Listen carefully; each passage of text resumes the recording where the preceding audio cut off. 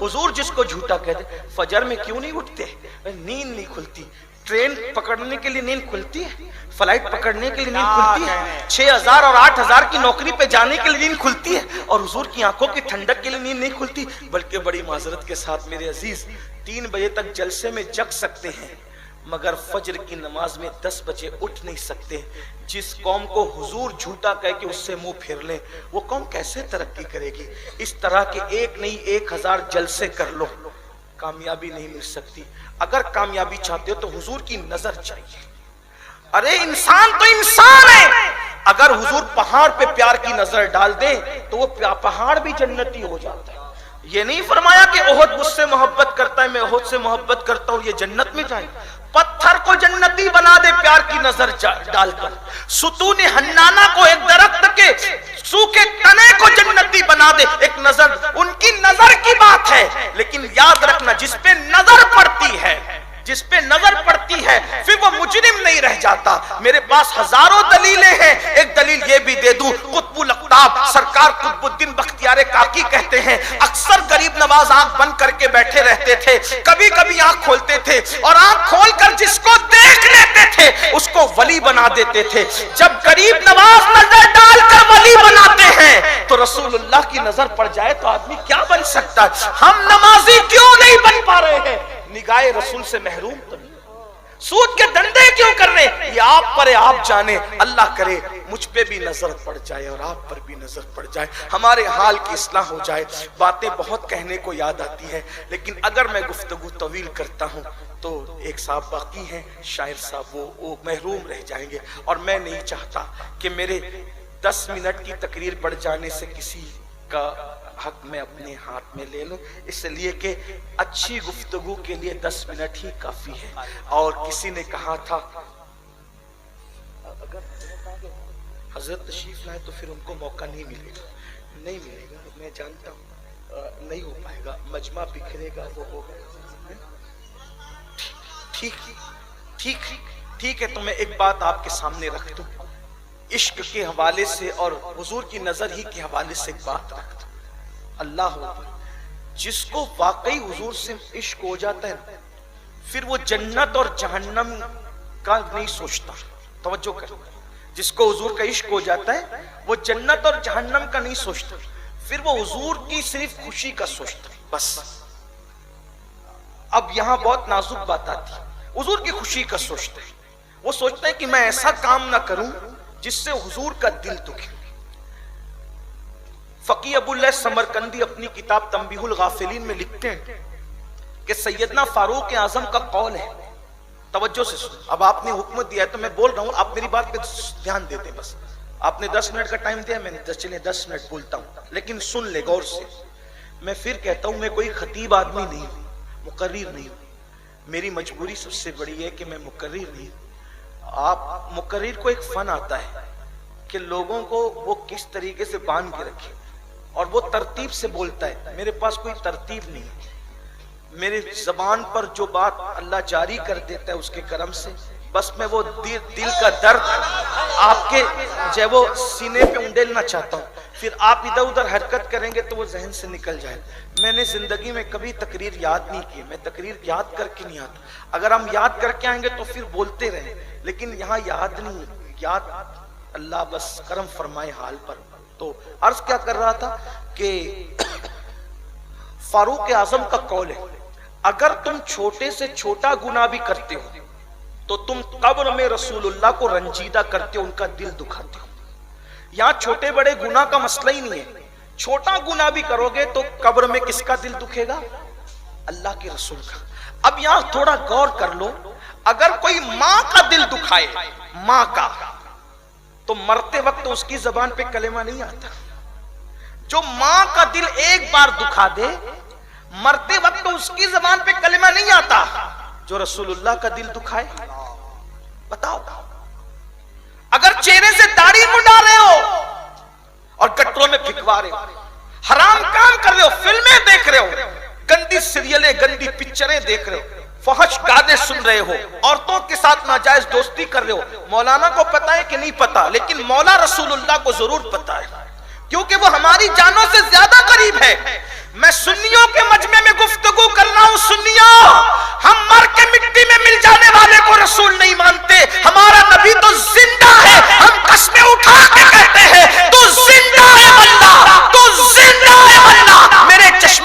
से छुप जाने वाले, और सिर्फ जिंदा नहीं है, सिर्फ जिंदा बल्कि हमारी जान से ज्यादा करीब है वो रसूल, हमारी जान से ज्यादा करीब है। सोचो कब्र अनवर में रसूलुल्लाह का दिल दुखा रहे हो, आज कहते हो हमारी बस्तियों से धुआं उठ रहा है, हमारी बस्तियों से धुआं उठ रहा है, हमारी बस्तियां तब मजलूम बन रहे हो, मरसिए पढ़ रहे हो, मातम कुना हो। जो कौम रसूलुल्लाह को का दिल दुखाए, हुजूर को कब्र अनवर में अज़ियत पहुंचाए, उस कौम को खुशी कैसे मिले। मैंने कल एक जुमला कहा था पड़ोस की बस्ती में कि अगर दौर में फिरौन की हुकूमत ना भी हो, जमाने में सुलेमान अलैहिस्सलाम की हुकूमत हो, तो भी तुम ऐसे कुचले जाओगे जिसके तुम मुस्तहिक हो, जिसके मुस्तहिक हो। क्योंकि जो रसूलुल्लाह का दिल दुखाए, हुजूर तो सब्र कर लेंगे, मगर अल्लाह कितना गय्यूर है महबूब के मामले, फिर वो तो सजा देगा।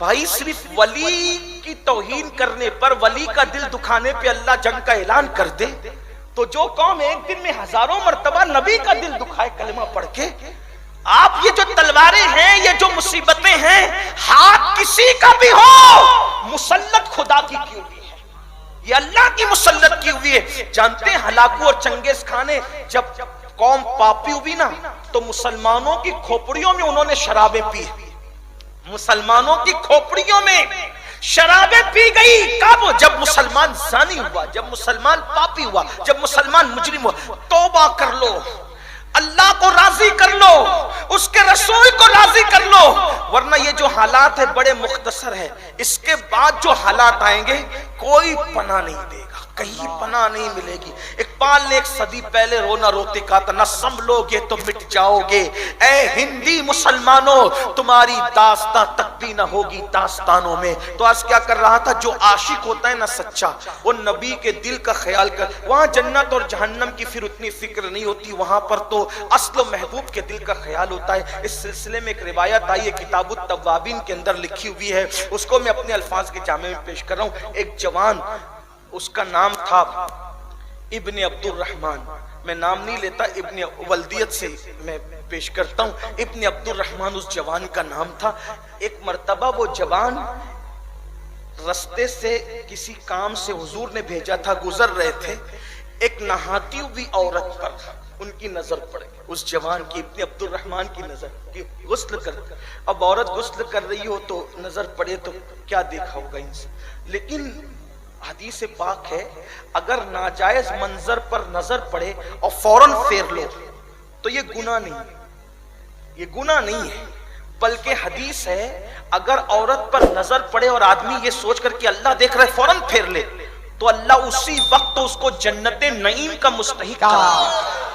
बेहिसाब उसका ठिकाना जन्नते नईम है, क्योंकि वो ये सोच के नजर फेर रहा है कि अल्लाह देख रहा है। लेकिन इश्क वालों की तो बात ही कुछ और है, उनके दिल की वारदात कुछ और है, उनके कल्बी मामलात कुछ और है। जैसे इब्ने अब्दुल रहमान की नजर औरत पे पड़ी, फौरन फेर लिया नजर, और नजर फेरने के बाद आसमान की तरफ नजर उठाई, मौला मुझसे क्या हो गया। अब इश्क देखो, देखिए इश्क जो होता है कानून के ऊपर होता है, कानून अलग बात करता है, इश्क अलग बात करता है ना, वो कानून के नीचे नहीं बल्कि कानून से ऊपर होता है इश्क। यानी कानून ने कह दिया नजर फेर लो तो सवाब मिलेगा, लेकिन इश्क कह रहा है जिस नजर से यार को देखता हूं, अगर उस नजर से मैंने अगयार को देख लिया तो महबूब को क्या मुंह दिखाऊंगा। नजर उठाई, मौला मुझसे क्या हो गया, मैंने किसको देख लिया, जिस चेहरे से रुखे जिस आंखों से रुखे वद्दुहा देखता हूँ, जुल्फे वल्लैल देखता हूँ, माज़ाक चश्म देखता हूँ, वन नज्म दांत देखता हूँ, और गुले कुद्स की पंखड़ियां अल्लाह अकबर उनके लम्हाए अक़दस को देखता हूँ। आज मैंने क्या मुझ पे मैंने क्या देख लिया।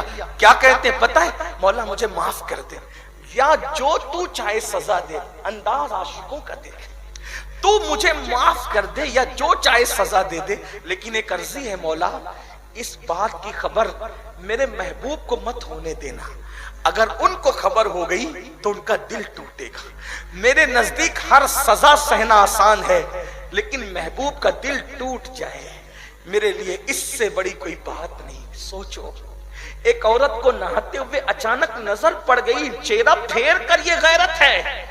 रात रात भर गंदी फिल्में देखने वाला, گندی پکچریں دیکھنے والوں، ننگی پکچریں دیکھنے والوں، کہاں سے عشق رسول کا دعویٰ کرنا ہمیں زیب دیتا ہے؟ بتاؤ، سوچو، غور کرو، کتنی بلندی پر اسلام لے گیا اور ہم کتنی پستی میں چلے گئے۔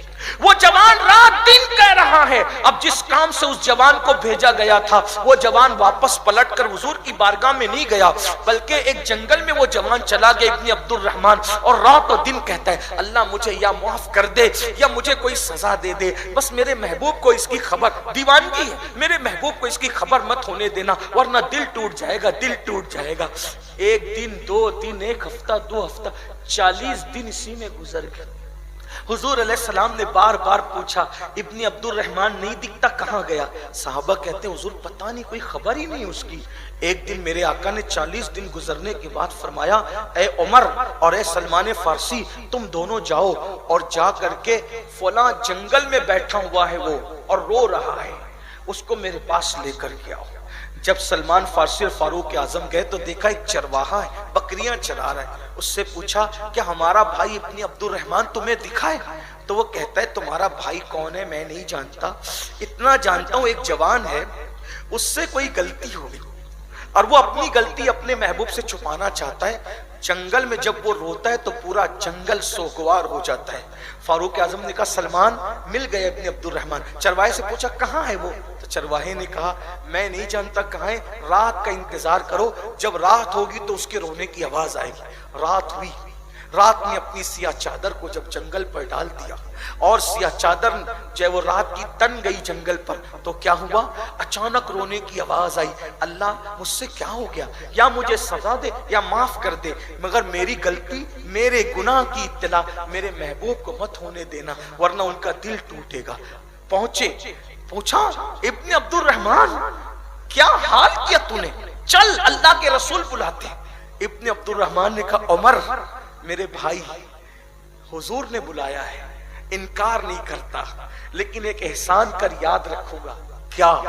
حضور کا میں سامنا نہیں کر پاؤں گا، مجھ سے ایسا کام ہو گیا میں حضور کا سامنا نہیں کر سکتا، جب نماز پڑھا رہے ہو نا حضور اس وقت تو مجھے لے کر کے چلنا، بس حاضری ہو جائے گی، سامنا نہیں ہوگا۔ فاروق اعظم نے کہا بہت اچھا۔ دونوں سہارا دے نہ 40 دن ہو گئے، کھایا ہے نہ پیا ہے نہ سوئے، دیوانوں کی طرح کیفیت ہے، چہرہ پیلا پڑ گیا، آنکھیں خشک ہو گئی، جسم ہلکا ہو گیا۔ ایسے عالم میں جب لے گئے تو حضور نماز پڑھا رہے تھے، اللہ کے رسول کی آواز کانوں میں پہنچی، چیخ مار کے بے ہوش ہو کے زمین پہ گر پڑے۔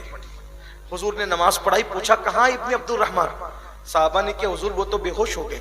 سرکار علیہ السلام نے ہاتھ پکڑا تو حضور کے ہاتھوں کی ٹھنڈک پائی، ہوش میں آئے۔